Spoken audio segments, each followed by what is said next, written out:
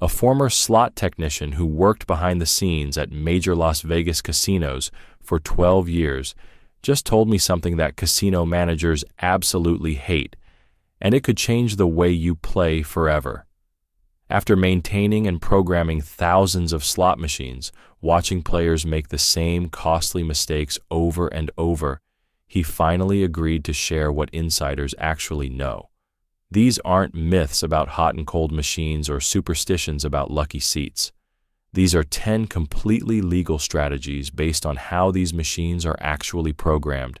Tricks that casinos don't advertise because they give informed players genuine advantages.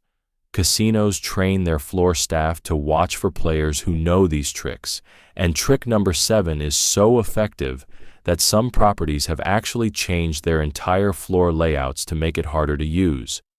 What you're about to learn comes from someone who saw both sides: the mathematical reality of how these machines work and the psychological tactics casinos use to exploit players who don't understand that reality. Trick number 1, play maximum lines at minimum bet. Most players do this completely backwards. They'll play fewer lines at higher bets, thinking they're being strategic, but according to documentation from former slot technicians, this is exactly what casinos want you to do. Here's why this matters. Modern slot machines with 30 to 50 pay lines are programmed so that winning combinations frequently land on lines players don't activate. If you're only playing 5 lines on a 30-line machine, you're literally watching winning combinations appear on deactivated lines, combinations that would have paid you if those lines were active. The mathematics work like this. Imagine you're betting $3 per spin on just 5 lines. Compare that to betting 30 cents per spin with all 30 lines activated. You're wagering the same total amount over time, but with maximum lines activated, you have 6 times more opportunities to hit winning combinations. Former employees shared a case about Frank, a regular player who tested this strategy for 6 months and tracked everything in a detailed spreadsheet. During the first 3 months, Frank played his usual way, $2.50 per spin on 10 lines. During the second 3 months, he switched to 50 cents per spin on all 50 lines, playing the same machines at the same casino. The difference shocked him. His playtime extended by 340%. Same bankroll, same total amount wagered, but because he was catching wins on lines he previously left inactive, his money lasted dramatically longer. But here's what makes this even more important. Bonus features on most machines trigger based on symbols appearing on active pay lines. When you play fewer lines, you're reducing your chances of triggering free spins, wheel bonuses, or progressive features. The return to player percentage that manufacturers advertise assumes maximum lines activated. When you play fewer lines, you're effectively reducing your RTP below the programmed rate. Casino floor managers know this. That's exactly why bet buttons on most machines default to fewer lines at higher bets. They've designed the interface to encourage the opposite of what actually works in your favor. Next time you sit down, look at how the bet panel is arranged. The prominent buttons push you toward higher bets on fewer lines because that configuration maximizes casino profit while minimizing your winning opportunities. But if you think that's smart, wait until you hear about trick number 2, because this one involves a myth that casinos are perfectly happy to let you believe. Trick number 2, the player's card misconception. You've probably heard that using a player's club card makes machines tighter, that casinos track your play and adjust the machine to pay less when you insert your card. Here's what my insider source told me, and this is critical. That's completely false, but casinos don't correct this myth because it benefits them tremendously. Slot machines cannot adjust their return to player percentage based on card insertion. Gaming regulations and independent testing labs prohibit this. The RTP is set in the machine's programming and cannot change based on who's playing or whether they're using a card. But here's the actual trick that former casino hosts don't want you knowing. You should always use your player's card because comp calculations run on a completely separate system from the machine's RTP. The mathematics break down like this. Average cashback rates range from 0.1 to 0.3% of your total coin-in. Plus, you earn free play credits, room discounts, meal comps, and tier benefits. A player who loses $1,000 without using their card gets maybe $2 or $3 back in random promotions. That same player with a card inserted gets $20 to $30 in direct cash back, plus another $50 to $100 in comp value through offers and free play. Former pit bosses estimate that 15 to 20% of players don't use their cards because they believe this myth. That represents pure profit that casinos keep because of player misconceptions. Sarah, a regular player at a tribal casino, started tracking her comp value over 1 full year. She played the same amount she always had, same machines, same frequency, but she made absolutely certain her card was inserted for every single spin. At the end of 12 months, she had received $4,800 in cash back and comps on $160,000 in total coin-in.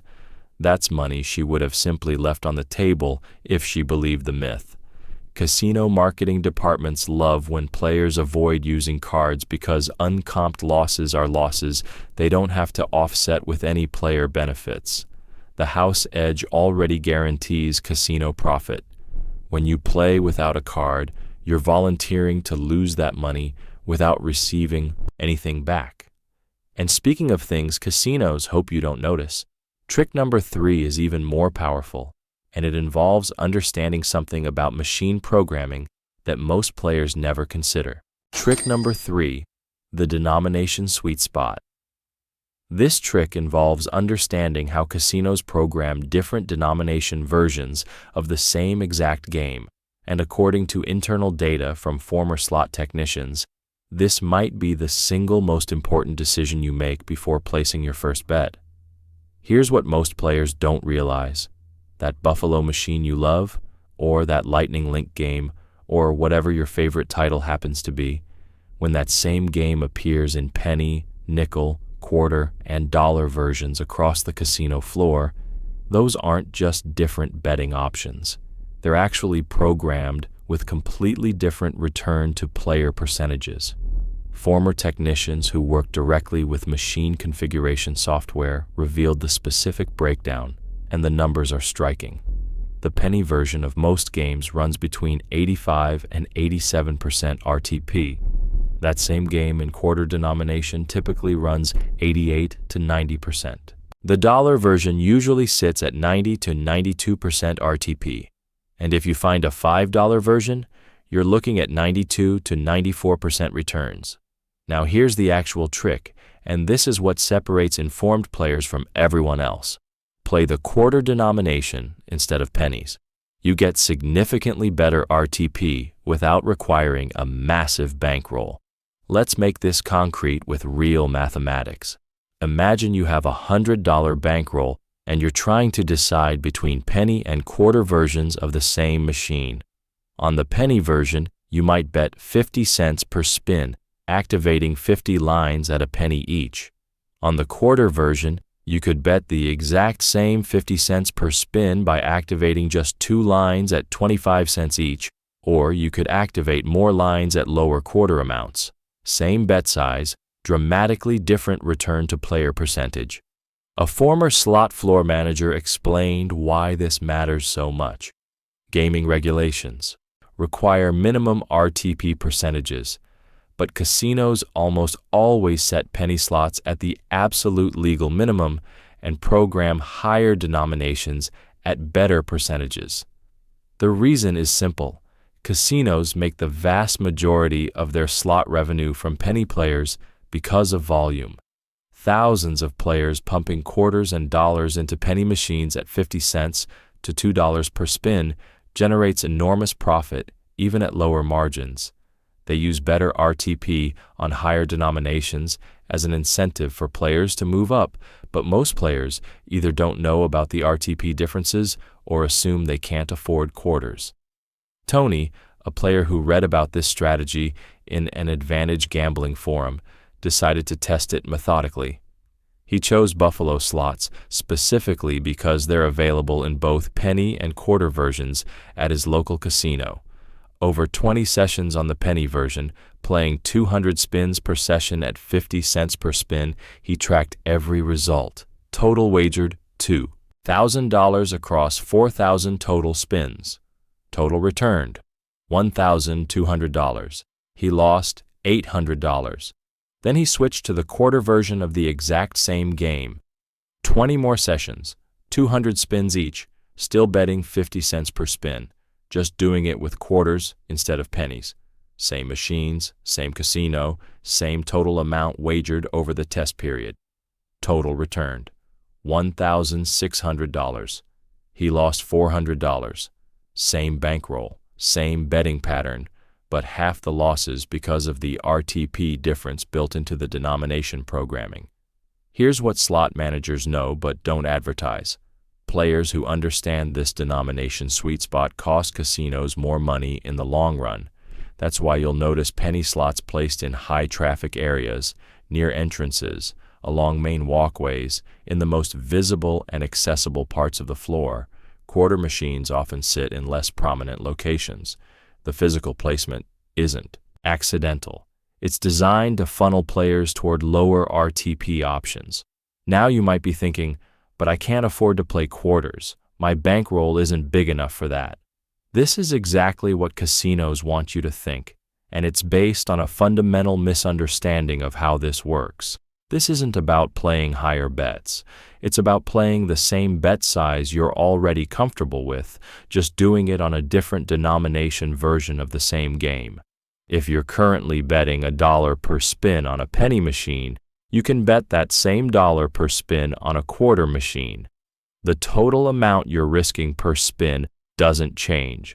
What changes is the percentage of that money the machine is programmed to return over time. But here's where it gets even more interesting, because the next trick involves timing, and former floor supervisors revealed something about the best times to play that most people never consider. Trick number 4. Time your sessions around shift changes. Former floor supervisors revealed something that might surprise you about when you choose to play, and this isn't about superstitions or lucky hours. This is about understanding casino operations and staffing patterns. Playing during shift changes offers several hidden advantages, and the typical shift changes happen at 2 to 3 in the morning, 10 to 11 in the morning, and 6 to 7 in the evening. Here's why these windows matter.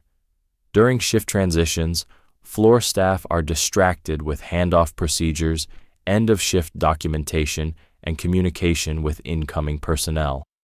What this means for you? Slower response times to hand-pay jackpots, less attention to progressive meters, and reduced floor presence overall. A hand pay that might normally take 8 to 10 minutes to process could take 15 to 20 minutes during a shift change. That sounds like an inconvenience, but think about what it actually means. You're getting extended play time without placing additional bets. Your bankroll lasts longer because staff delays mean you're sitting at the machine, not feeding it money while you wait for payment processing. But there's a second reason former technicians mentioned, and this one involves machine maintenance timing. According to multiple former slot techs, routine machine resets, software updates, and minor adjustments often happen during graveyard shift transitions. Machines that have been running all evening get serviced between 2 and 4 in the morning. Former employees noticed that freshly reset machines sometimes seem to enter bonus cycles more frequently in the hours immediately following maintenance. Now, to be completely clear, this doesn't mean the RTP changes or that machines are suddenly loose. What it potentially means is that you might be sitting down at a machine right as it enters a statistically normal bonus cycle, whereas the previous player ground through the dry cycle before the reset. The third advantage involves promotional timing. Many casinos load free play credits and bonus offers at midnight or during specific shift changes. Players who are actively playing with their cards inserted during these promotional loading windows sometimes receive instant offers that casual players miss entirely. Angela, an advantage player who specifically targeted 2 to 4 in the morning sessions for 8 months, documented some interesting patterns. She tracked 15 separate hand pay delays that averaged 12 to 18 minutes, which gave her extended playtime without additional wagering. She hit 3 progressive jackpots that appeared to reset during her playing sessions, suggesting she was playing machines fresh out of maintenance cycles. Most importantly, she received significantly less attention from casino hosts. While daytime and evening players constantly got approached by hosts encouraging longer play, higher bets, and additional services, Angela's overnight sessions meant fewer interruptions and less pressure to extend play beyond her predetermined limits. Casino management knows that attentive service encourages longer play sessions and higher spend. During shift changes, that attention disappears.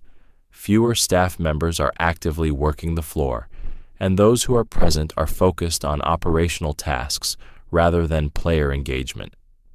There's an unexpected benefit too: fewer crowds, better machine selection, and a quieter environment that makes it easier to think strategically about your play. Now, this doesn't change the underlying RTP or make machines pay more, but based on reports from multiple former employees across different properties, it creates situational advantages that informed players can exploit. You're not cheating. You're not doing anything illegal or unethical. You're simply being strategic about when you play. And if you think timing is important, wait until you hear about trick number 5, because this one actually shocked me when I first learned about it. And some casinos have actually reprogrammed their machines specifically to prevent players from using this technique. Trick number 5, the bet reduction strategy during bonuses. This trick is so effective that some casinos have actually reprogrammed their machines to prevent players from using it. And when former slot technicians first told me about this, I had to verify it with 3 separate sources before I believed it was real. Here's the setup that most players don't even think about. When you trigger a bonus round on a slot machine, most modern games lock in your bet level. Whatever you were betting in the base game becomes your bet level throughout the entire bonus feature. But here's what former technicians revealed. Older machines and some current games still on casino floors don't lock your bet level at trigger. They calculate bonus potential based on your bet size at the moment of trigger, not during the base game leading up to it. This creates an opportunity that advantage players have quietly exploited for years. The trick works like this.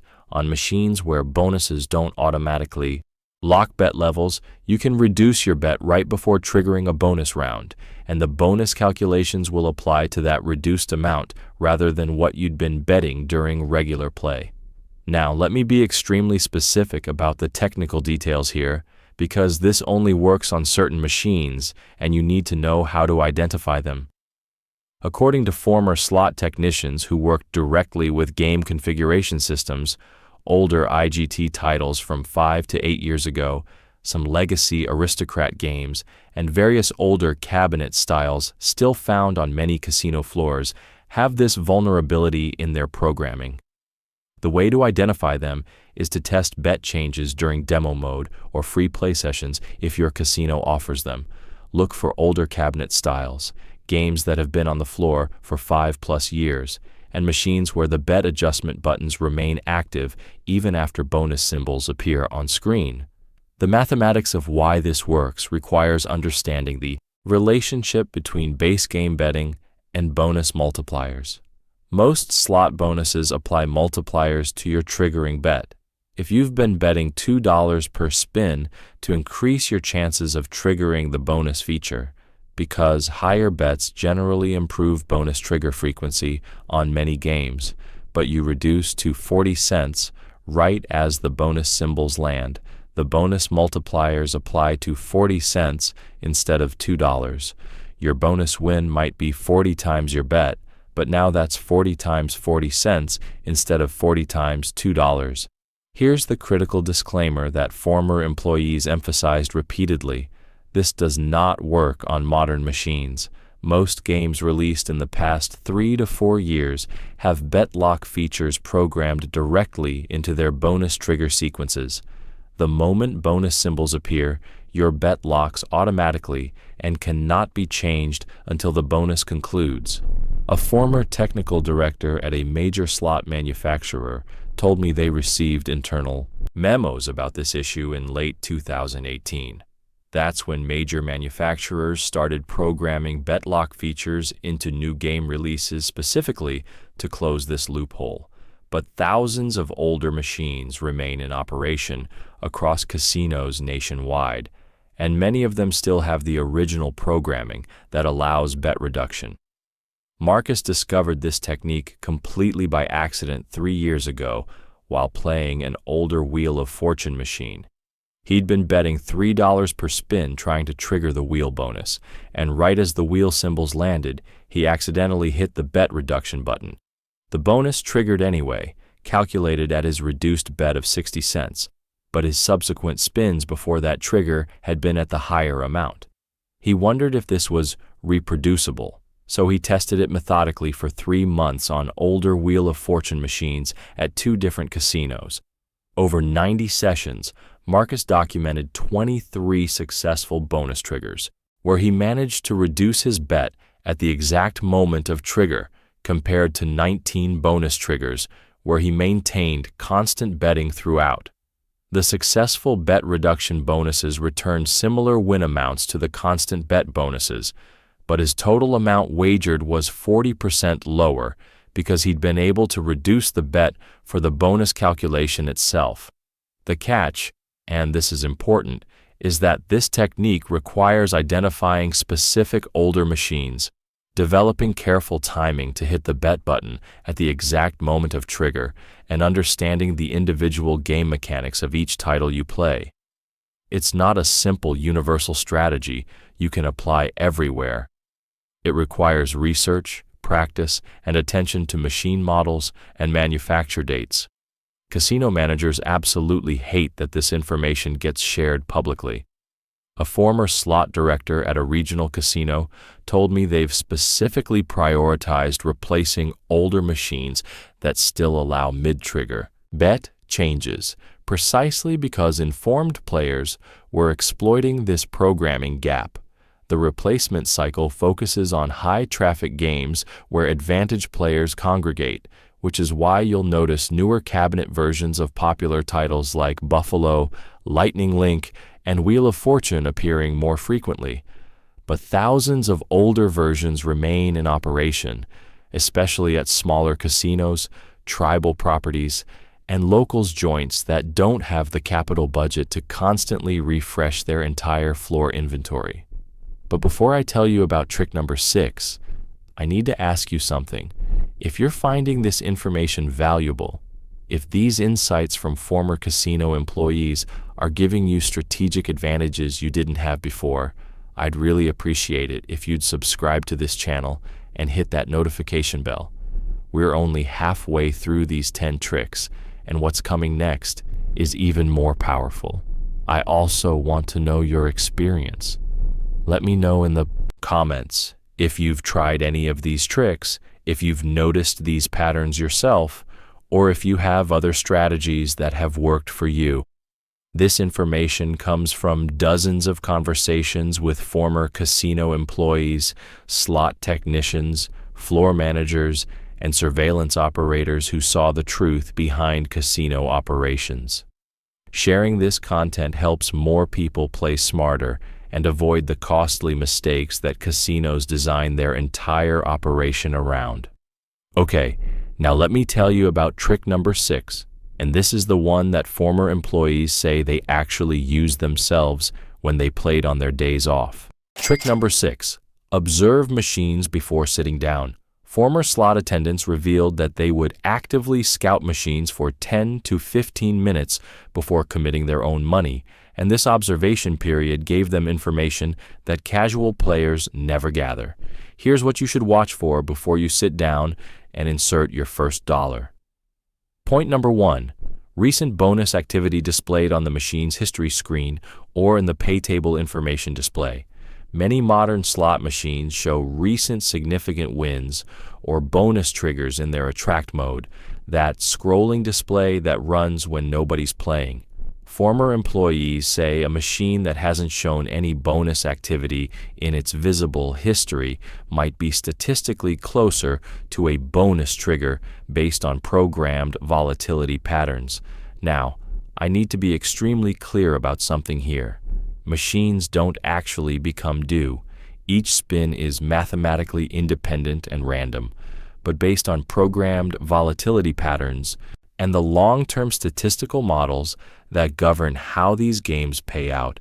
Extended dry spells can indicate you're closer to the point where probability suggests a bonus cycle is approaching. Point number 2. Watch player behavior around you.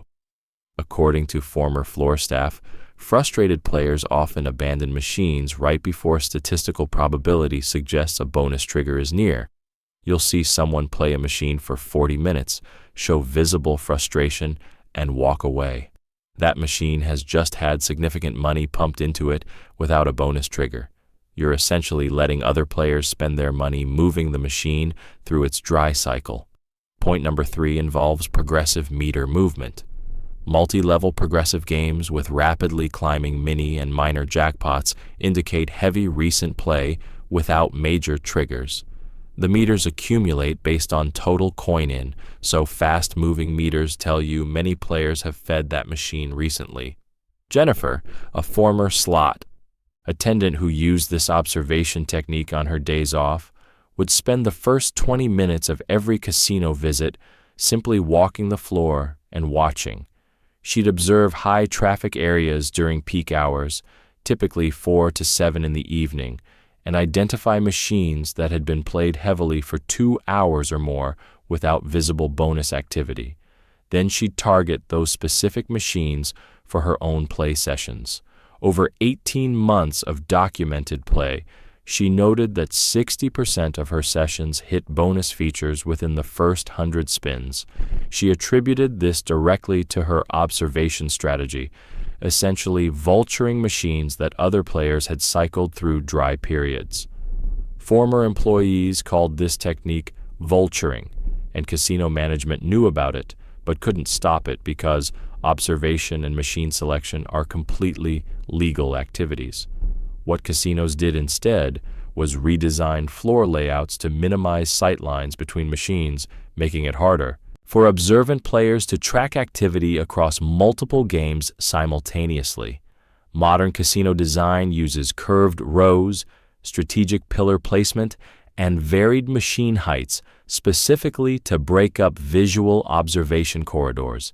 The time investment for this trick requires patience and discipline. You need to be willing to spend 15 to 20 minutes watching before playing, and you need the discipline to walk away from machines that don't show promising patterns. Most players sit down at whatever machine catches their eye and start playing immediately. That impulsive behavior is exactly what casino floor design encourages. The flashing lights, the sound effects, the comfortable seats, everything is engineered to get you playing as quickly as possible.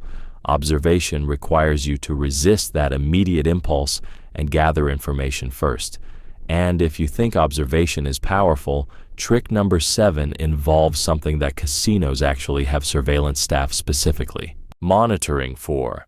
Because when players use this technique effectively, it can temporarily shift mathematical advantage in ways that casino management takes very seriously.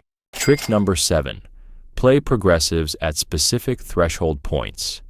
This trick is so effective that some casinos have surveillance staff specifically watching for players who use it. And when former slot mathematicians first explained the calculations to me, I understood immediately why casino management considers this a genuine threat to their profit margins. The core concept involves understanding that progressive jackpots have mathematical break-even points where expected value actually becomes positive for the player. Every progressive machine has a base jackpot amount, the reset value after someone hits the top prize. As players pump money into the machine, a percentage of each bet feeds the progressive meter, and that meter climbs until someone eventually hits it. Here's what former Advantage players discovered. You can calculate the specific point where that climbing meter makes the machine temporarily profitable to play. The formula that former slot mathematicians shared works like this. Take the base jackpot amount, add the current meter value, then divide by the documented hit frequency. When that number exceeds a certain threshold, the expected return becomes mathematically positive. Let me give you a specific example with real numbers, so this makes complete sense. Imagine a progressive machine with a documented hit frequency of 1 in 250,000 spins. The base jackpot resets to $10,000 after each hit. Right now, the current meter shows $18,500. The calculation works like this. When the meter exceeds roughly $15,000, which you calculate based on the hit frequency and average bet size, the expected return crosses into positive territory. Every dollar you wager at that point has a mathematical expectation of returning more than $1 over the long term. Former Advantage players who understood this concept would use tracking applications on their phones to monitor progressive levels across entire casino floors. They'd walk the property, note every progressive meter reading, and calculate which machines had crossed into positive expected value territory. Then they'd play only those specific machines until the progressive hit or until their session bankroll was exhausted. The reason this works comes down to understanding how return-to-player percentages interact with progressive components. A machine might have a base RTP of 87%, but as the progressive meter climbs, the RTP increases because that jackpot component grows while the base game RTP stays constant. At the reset value of $10,000, the overall RTP might be 87%. At $15,000, it might be 92%. At $20,000, it could be 98% or even higher. The casino's mathematical advantage disappears and actually reverses once the meter climbs high enough. Casino managers absolutely know about this, which is why you'll see certain countermeasures on modern progressive systems. Mystery progressives that hit before reaching optimal values, linked progressives across multiple properties that dilute individual meter growth, and faster reset cycles that prevent meters from climbing into positive territory. A former casino director told me they specifically monitor progressive meter levels and will sometimes pull machines from the floor temporarily if meters climb too high without hitting. A team of Advantage players tracked 40 progressive machines across 3 different casinos for 6 months, and their documented results were remarkable. They only played when meters exceeded their calculated threshold values, which meant sometimes waiting days or weeks before a specific machine became worth playing. Over that 6-month period, they documented 7 major progressive hits, 4 of which exceeded $20,000. Their overall profit across the entire team, after accounting for all losing sessions and the substantial time investment required, was $87,000. Now, I need to emphasize something critical here. This strategy requires a substantial bankroll, precise mathematical tracking, and the discipline to wait for optimal conditions. This isn't casual recreational play. This is an advantage gambling that demands significant resources and expertise. The detection problem is real too. Former surveillance operators told me they specifically flag players who only approach machines with elevated progressive meters, who seem to be tracking meter levels across the floor, or who play progressively for extended periods and then immediately leave after jackpots hit or reset. Casinos have multiple countermeasures beyond just surveillance attention. They've implemented linked progressive networks across multiple properties, which means the meter you're tracking at your local casino is actually shared with 5 other casinos across the state. Your careful calculations about hit frequency and threshold values become far less reliable when you don't know the total coin-in across all linked machines. They've also reduced hit frequencies on newer progressive games, making the required meter values so high that they rarely reach positive expected value before hitting. For average players who aren't running advantage play teams, the simplified version of this trick still offers value. Don't play progressive machines when meters are at or near their base reset values. Wait until meters have climbed substantially above base before you commit serious money. Former employees suggest a practical rule. Wait until the progressive meter is at least 40% above its base level before playing that machine seriously. A machine with a $10,000 base that's currently showing $14,000 or higher is a better mathematical proposition than the same machine showing $10,500. Professional advantage players built entire careers around progressive hunting, and that's how effective this strategy can be when executed properly. You're not cheating, you're not exploiting glitches or bugs, you're simply understanding the mathematics better than casual players and waiting for conditions where probability shifts in your favor. And speaking of mathematical advantages, trick number 8 involves something that less than 5% of players actually do, but former casino hosts say it's one of the most powerful tools available to anyone who wants to play smarter. Trick number 8. Track your own data religiously. Former casino hosts revealed that meticulous record-keeping is the single characteristic that separates informed players from everyone else. And the reason casinos don't encourage this is because accurate data destroys the cognitive biases that keep players gambling longer than they should.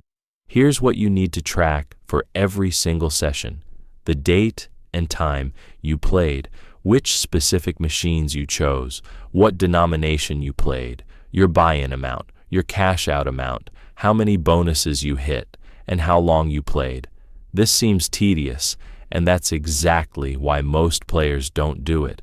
But the patterns that emerge from months of documented data will completely change how you approach slot play.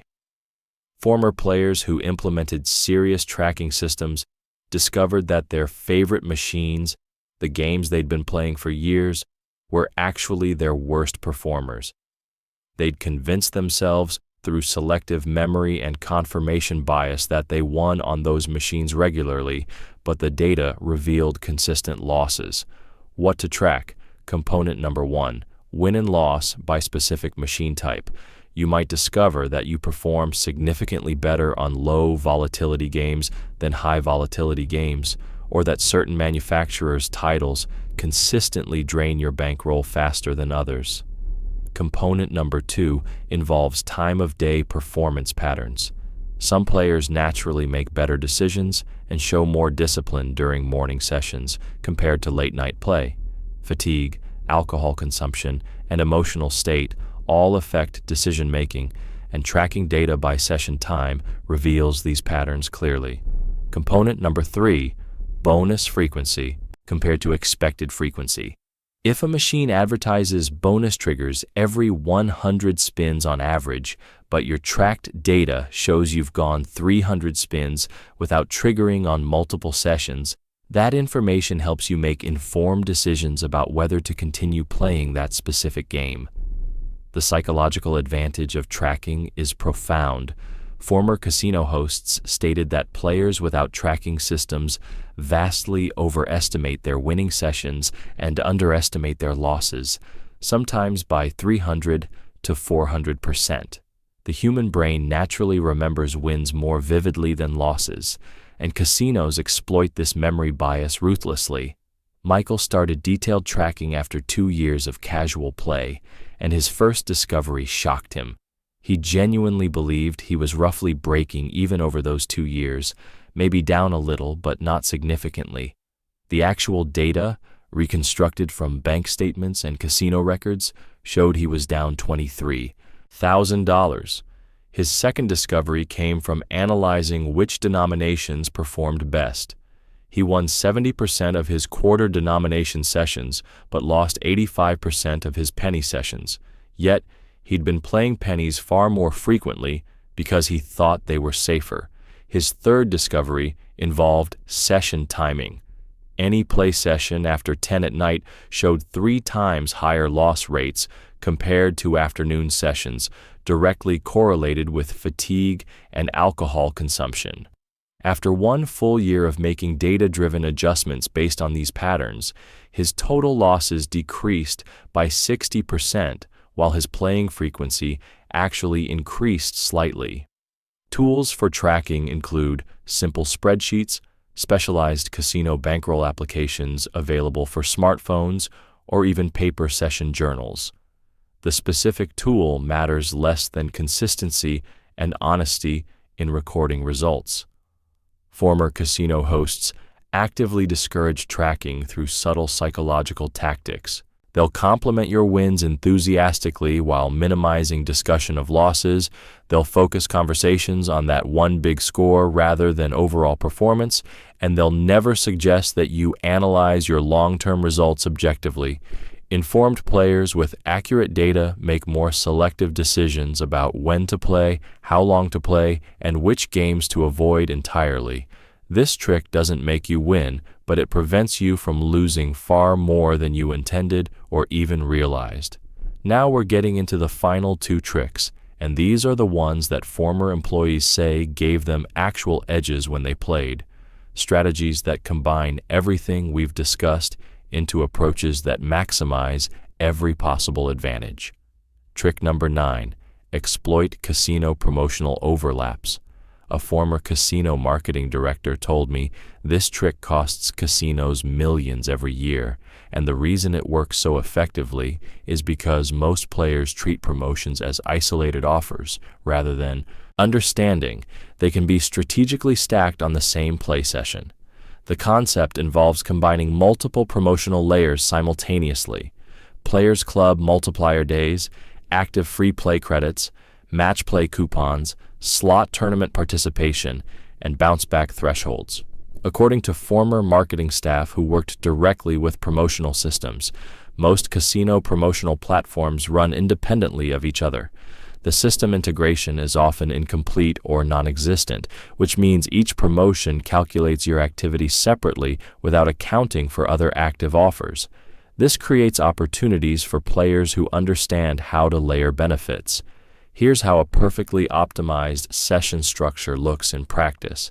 Imagine it's Monday, and your casino runs double player card points on Mondays. You have $50 in free play credits from last week's promotion sitting on your account. You received a $20 match play coupon in your monthly mailer. There's an active slot tournament running where the top 100 players win cash prizes based on points accumulated over the week. And there's a bounce-back promotion where spending $500 in coin-in this week generates $50 in free play for next week. The strategic approach works like this. You play your $50 in free play on Monday when points are doubled, and because you're actively playing while the slot tournament is running, every spin counts toward your tournament leaderboard position. That same coin-in also accumulates toward your $500 bounce-back threshold.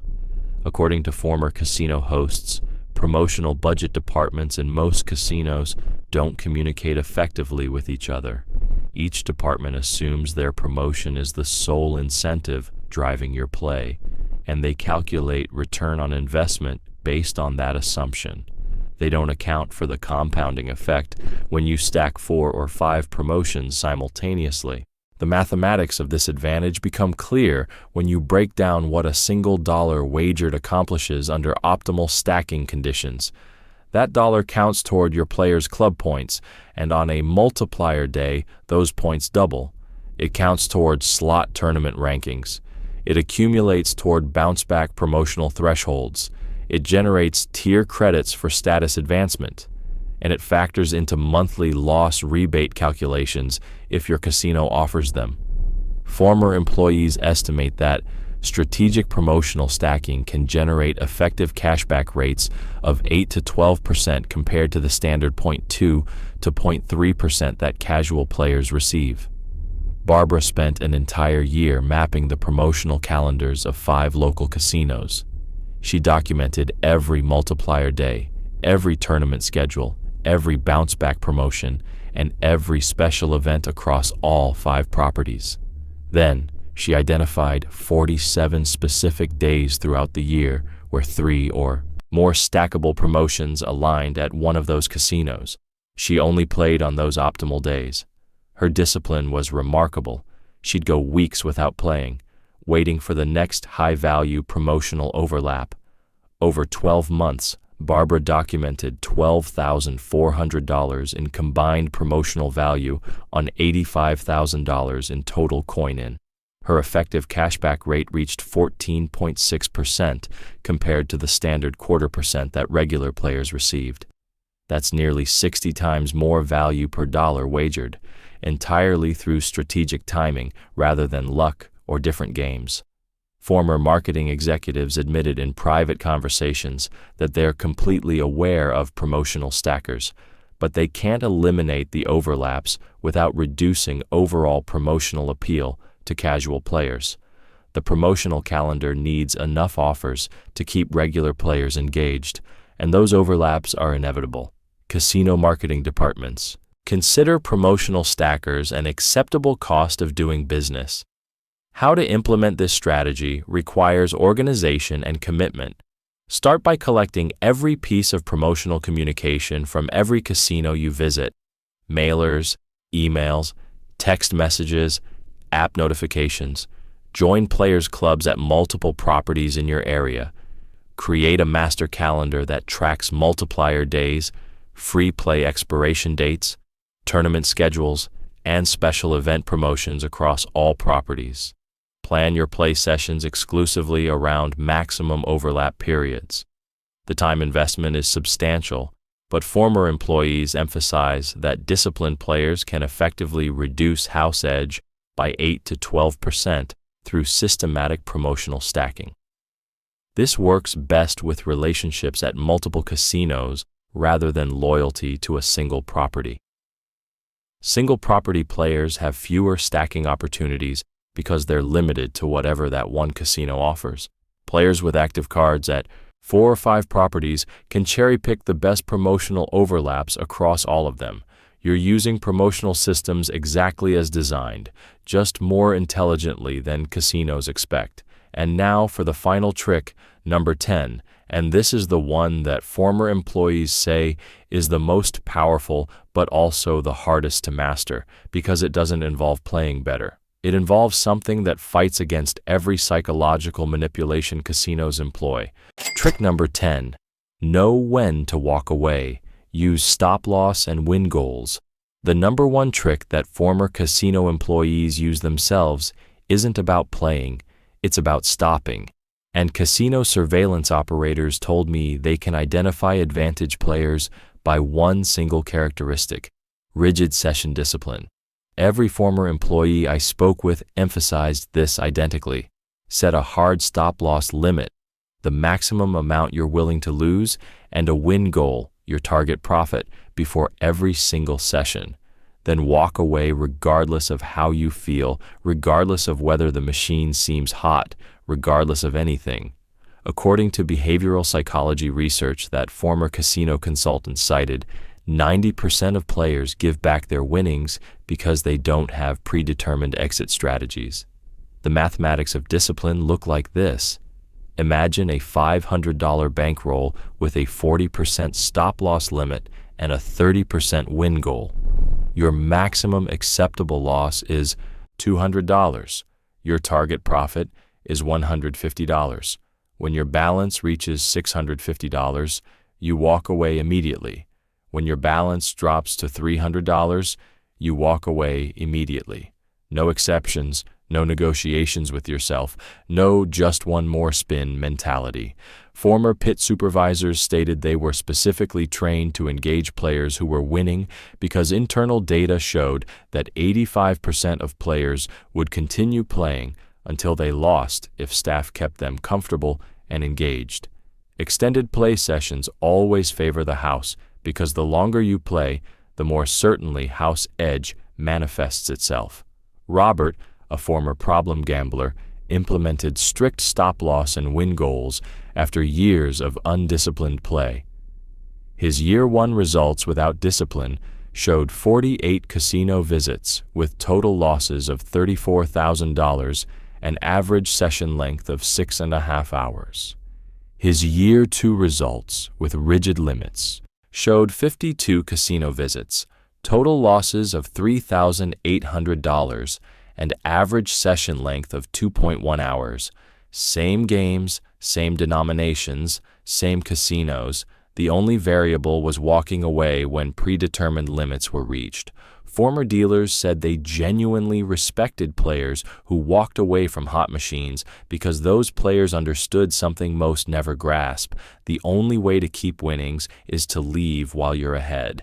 Implementation requires setting limits before entering the casino, telling a companion or spouse your exact limits for accountability, physically leaving the building when limits are reached, and never using ATMs or credit lines to continue play beyond your predetermined bankroll.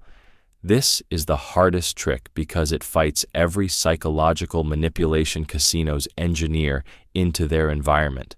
No clocks, no windows, maze-like layouts, free alcohol, attentive hosts. Former casino hosts admitted they were trained to identify players who were ahead and engage them specifically to prevent departure. Every conversation, every compliment, every offer of a free drink was calculated to extend play duration. This final trick alone, according to multiple former employees across different properties and positions, separates recreational players who lose controlled amounts from problem gamblers who lose everything. The brutal truth that every former employee emphasized: the house edge is mathematically guaranteed over extended play. The only reliable way to win is to leave while ahead, and the only way to minimize losses is to leave when you hit predetermined limits. Strategy, observation, timing, and promotional stacking all provide marginal advantages, but nothing beats the discipline to walk away. Let's recap these 10 tricks that former casino employees revealed. The strategies they don't want you knowing because informed players cost them real money. Trick number 1, maximum lines at minimum bet.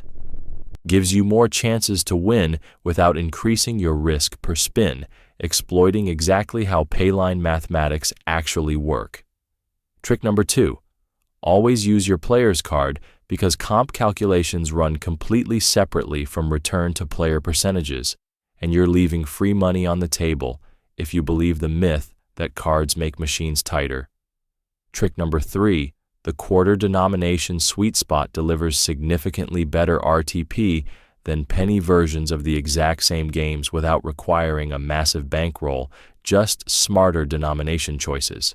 Trick number 4, timing your sessions around shift changes creates situational advantages through reduced floor supervision, maintenance timing windows, and promotional loading patterns.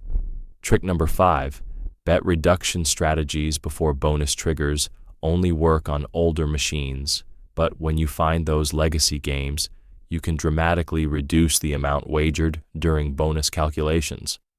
Trick number 6, observing machines before sitting down lets you identify statistical patterns and essentially vulture games that other players have cycled through dry periods.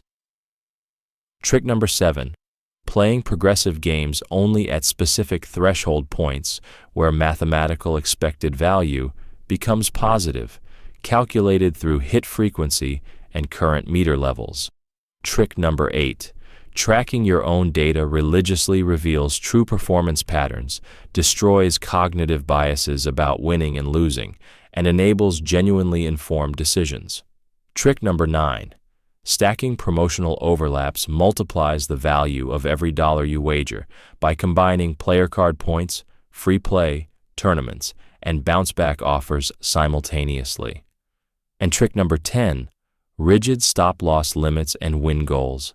the discipline to walk away, regardless of circumstances, fighting every psychological manipulation casinos engineer into their operations.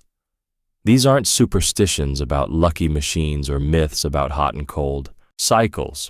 These are strategic advantages based on how slot machines actually work, how casinos actually operate, and what former employees with decades of combined insider experience observed from behind the scenes. Will these tricks make you rich? According to every former employee I spoke with, absolutely not. The house always maintains a mathematical edge over extended play, but these strategies can extend your playing time substantially, reduce your losses significantly, and give you the best possible chance of walking away ahead. One former casino manager told me something I'll never forget.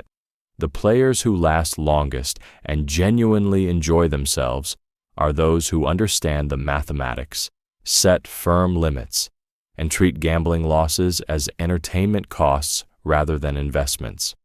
Casinos are designed to separate you from your money as efficiently as possible through psychological manipulation, architectural tricks, and mathematical advantages built into every single game. But armed with insider knowledge, you're not a victim walking blindly into engineered traps. You're an informed player making strategic decisions based on how these systems actually function. Let me tell you about Rachel, who implemented all 10 of these tricks over 18 months and documented everything. She was a casual player with a $500 monthly budget who visited her local casino twice per month. Before learning these strategies, Rachel averaged $480 in losses per month, which meant she was losing 96% of her gambling budget, and her sessions typically lasted 3 to 4 hours without any systematic tracking. After implementing these tricks, everything changed. She switched exclusively to quarter denominations instead of pennies. She made absolutely certain her player's card was inserted for every spin, and over that 18-month period, she collected $2,400 in comps and cash back that she'd been leaving unclaimed before. She played maximum lines at minimum bets rather than fewer lines at higher amounts. She tracked every single session in a detailed spreadsheet that revealed patterns she never would have noticed otherwise. She specifically targeted days when 3 or more promotions overlapped, playing only on those optimal windows rather than impulsively visiting whenever she felt like gambling. Most importantly, she implemented rigid stop-loss and win goals for every session, walking away the moment she hit either limit, regardless of how she felt or what the machine was doing. Her results after 18 months showed average monthly losses dropped to $180, plus she was receiving roughly $200 per month in comp value through strategic promotional stacking. Her net monthly cost for entertainment, $20 negative compared to her previous $480 in pure losses. That's an effective monthly savings of $460, which over a full year equals $5,520 she would have lost using her old, uninformed approach. Rachel still enjoys playing slots just as much as before, but now she's playing strategically instead of blindly feeding money into machines while casinos exploit every cognitive bias and psychological vulnerability. If you found these tricks valuable, if these insights from former casino employees are giving you advantages you didn't have before, subscribe to this channel and hit that notification bell. Share your experiences in the comments. Which of these tricks have you tried? What results have you seen? What other strategies have worked for you? We have more insider content coming soon, including how former employees say you should choose which specific casino to play at, and what red flags indicate predatory practices you should avoid entirely. This information comes from real people who worked inside the industry for years and saw the truth behind the flashing lights and carefully engineered atmospheres. Now you know what they know. Use it wisely, play strategically, and remember that discipline beats luck every single time.